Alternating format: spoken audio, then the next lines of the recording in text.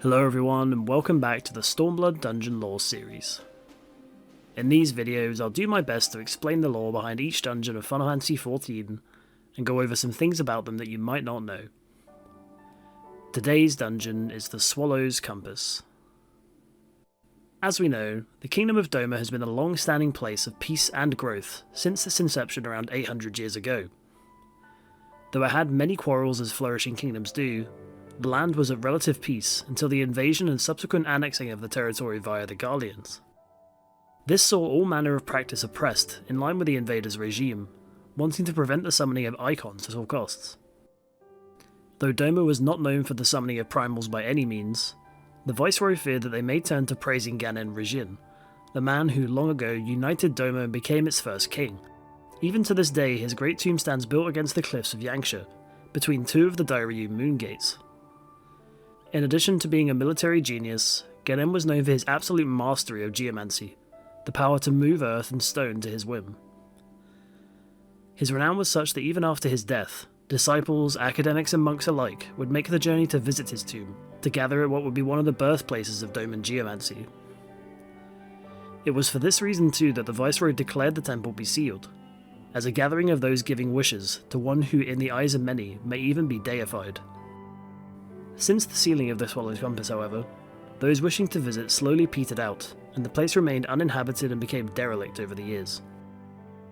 Since the Warrior of Light visited Hell's Lid and learned of the Four Lords' plight, they agreed to help Genbu with freeing the other lords of their Aramitama and eventually strengthening the seal on Koryu, the ancient auspice consumed by his primal fury. After speaking with Byakko, the White Tiger, he takes us to Yangsha to explain his early life, and how he was thought of as a demon due to the difference with his fur. We agree to quell his Aramitama and meet him at the Jade Stoa.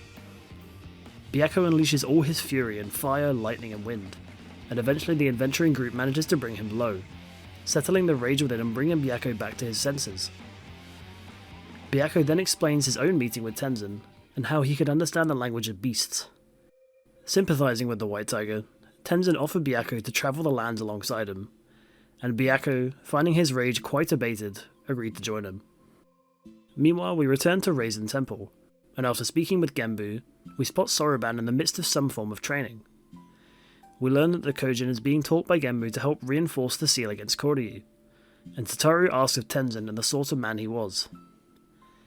Genbu explains that Tenzin was another man in the past blessed with the Echo, and he was ever looking to help his fellow man. At the time Koryu began raging and causing destruction, Tenzin was the only one able to fight the auspice face to face, as the others were still young and much weaker than they are now. He sealed Koryu in the temple and bequeathed a crystal of light to his friends, and they guard the temple now as Tenzin's legacy. Soon afterwards, Tataru leaves for Kagane for a time, while Soroban is kept at Raisin Temple by Genbu, and so the Warrior of Light heads for Tamamizu to speak with Bunshin to fill him in on the situation. The Kojin leader is delighted to hear of Soroban's aptitude to the training given by Genbu, and hands us a letter from the latter informing us to visit the temple should we feel so inclined. Soon afterwards we speak with Bunshin again to update us on anything happening from the temple, and while nothing seems amiss, Tataru contacts the Warrior of Light via Link Pearl to visit the temple when they can. Back in Raisin Temple, Genbu tells us that although Soroban is progressing well, they may need something to accelerate the training. He believes that using every tool at our disposal will assist, both when fighting the other auspices and keeping the seal upon Koryu. We are told of the Tamate-bako of geomancy, a special box containing the power of time itself. Genbu's plan is to have Soroban take in the smoke from the box until reaching 1,000 years of age, resulting in the Kojin becoming an auspice for a short time. Although Tataru notes similar items in Shisui of the Violet Tides, Genbu scoffs at the comparison and notes the Ryan invention merely to be a glamour. Genbu tells the tale of the auspice that invented the box, one who, like us, had to attack and slay his friends to quell their Aramitama for good. Thanks to the suffering this caused them, the auspice created the box and bathed in its vapour until he was no more. Since then, the box has been kept under protection within the Swallow's Compass, defended by the Shikigami bound to its halls, meaning only a great warrior can hope to penetrate its defences. The Warrior of Light therefore travels to the Great Tomb in Yangsha, meeting with Kama Itachi just outside the entrance. The Weasel is happy to finally see us, and informs us that they have already removed the seals barring entry to the tomb, but warns us not to open the box once it is found. We are also told that although the Shikigami defend the corridors of the tomb, the box itself is guarded by another auspice, a tough foe even for us. We therefore make ready to delve into the great tomb of Ganen, hoping to break through to the holiest path of Doman geomancy.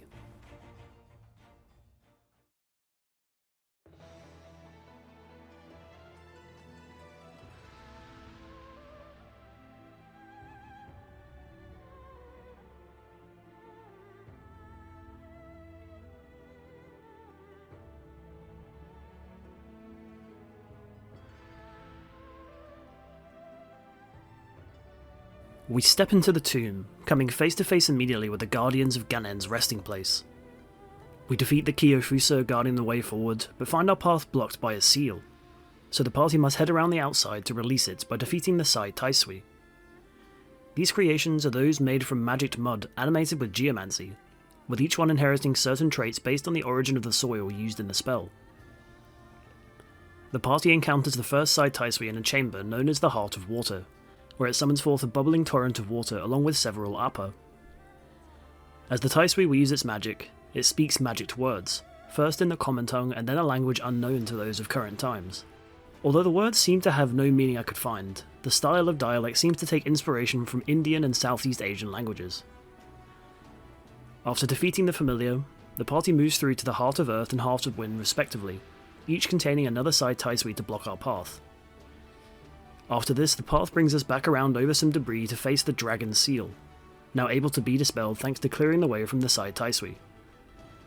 Facing us in the heart of the dragon is Otengu, a flying creature representing another kind of yokai.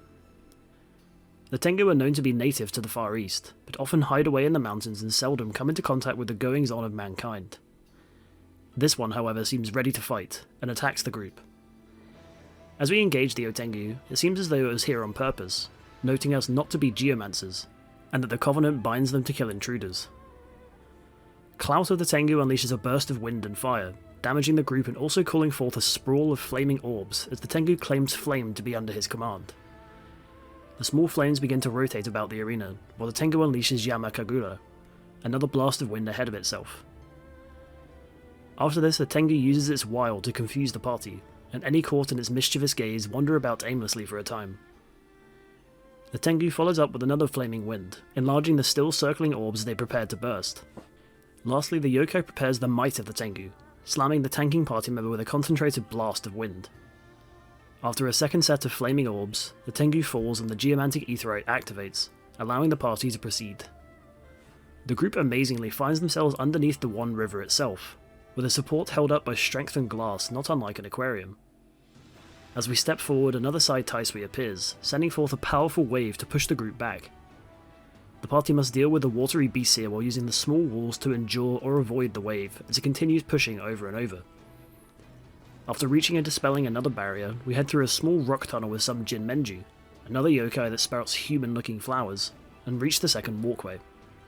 The Taisui reappears and redoubles its efforts to push us back, with the party eventually managing to reach it through the rest of the attacking river dwellers. Defeating it dispels the last barrier and the party can use the next aetheryte to reach the Dairyu chain, high up above the entrance to the tomb. Proceeding through a decorative pathway, we reach the dragon's mouth, to find a huge watery creature known as Daidarabochi awaiting us. This enormous being is said in legend to have been able to create mountains and lakes, however many occultists also attempted to create their own version of the creature, resulting in monstrosities and abominations alike. This particular example too seems to have been created by the geomancers of the Swallow's Compass, resulting in the behemoth standing before the party. As we engage the creature, the Daidarabochi raises a huge arm and slams it onto the plateau, raising the earth and damaging any caught in the slam. It repeats this multiple times on either side of the platform, alternating its arm with each swing. The creature unsurprisingly unleashes the power of earth and water at the group, splashing 2 party members with water and chasing 2 around the platform with rapidly spiking stalagmites. When injured, it leans back and slams a fist into the centre of the arena, forming a viscous hole of water and mud that slowly sinks any caught within. As it continues to blast the group with water and stone, the hole expands and threatens to engulf the party. Eventually, as the hole expands further, the party manages to fell the Daidarabochi and move even higher up the mountain's back. We come across another Sai Taisui here, casting a spell upon the group that intermittently summons forth tornadoes at their feet. Fighting off the baboons and crossing the bridge, we come across a bifong along with a pair of hornbills. While still avoiding the tempestuous winds, we defeat the group of birds and use the newly created wind to guide us upon a cloud to the far side of the mountain. Here the climb intensifies, and the party heads up another steep bridge. Defeating yet another group of birds and a few weasels, we take the final wind current over to Serenity, where the side Taisui makes a final stand, trying its best to stop us from claiming the Tamate-bako. It calls forth and attacks with several more of the hornbills, and after finally felling it, we can proceed up the stairs to face the guardian of the mystical box.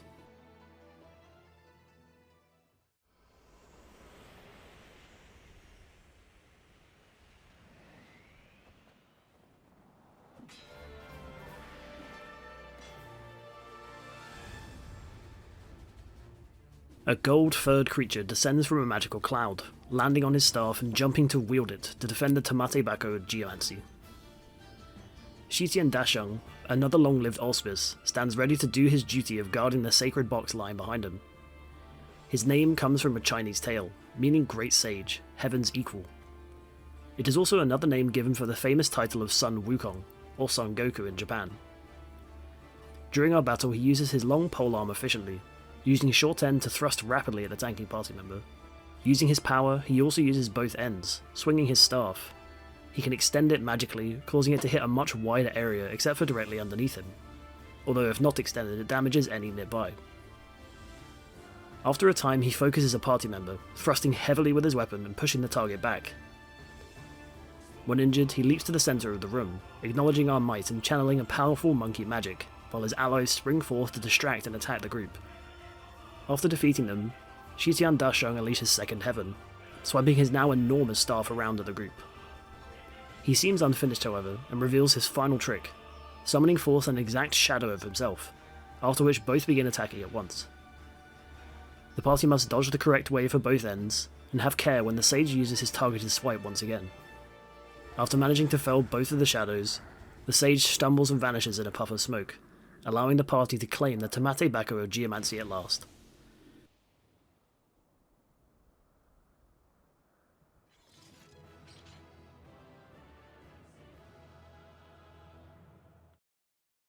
We see Shitian Dashung take flight upon his cloud, satisfied that the group is truly worthy of claiming it.